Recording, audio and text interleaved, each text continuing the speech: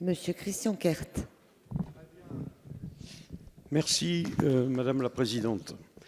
Bon, je ne fais pas tout à fait la même lecture que mon collègue Paul Giacobbi sur ces amendements qui touchent donc à la modification apportée par le Sénat à l'article 3. Moi, j'ai le sentiment que cette disposition voulue par le Sénat part effectivement d'une louable intention qui est de poursuivre la lutte contre les abus de la liberté d'expression, constatés, c'est vrai, en particulier sur les réseaux sociaux. C'est une bonne intention.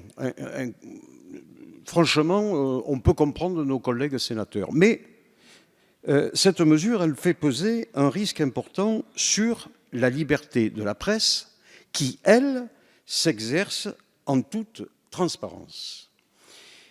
La liberté d'expression, selon nous, vaut aussi bien sur Internet que sur la presse imprimée. Alors, s'opposer au principe de neutralité des supports en créant une discrimination entre presse imprimée et presse en ligne, entre, en quelque sorte, éditeurs de presse papier ou éditeurs numériques, est-ce que c'est vraiment la bonne solution ? C'est une solution qui semble un peu hors sol par rapport aux méthodes modernes des rédactions.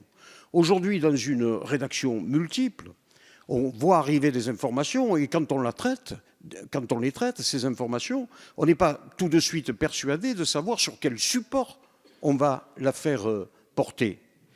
Et donc, il y a une rupture d'égalité entre le support papier et le support numérique. C'est fâcheux. Alors, j'entendais notre collègue faisant référence au Conseil constitutionnel. Moi, je pense que cette disposition ne doit pas entacher le reste de ce texte qui est extrêmement important et que nous voudrions voir passer. Je conseillerais volontiers aux acteurs de la presse écrite, de la presse en général, de déposer une question prioritaire de constitutionnalité. C'est peut-être l'un des moyens. C'est à notre majorité de dire ce qu'il en est. Ce serait fâcheux, c'est vrai, d'atteindre notre texte, mais je tenais, monsieur le garde des Sceaux, à attirer votre attention sur le fait qu'il y a un vrai débat à cet égard, qu'a induit le Sénat, peut-être un peu malgré lui, mais c'est vrai que c'est une disposition qui doit faire débat ici, même si après c'est renvoyé devant le Conseil constitutionnel.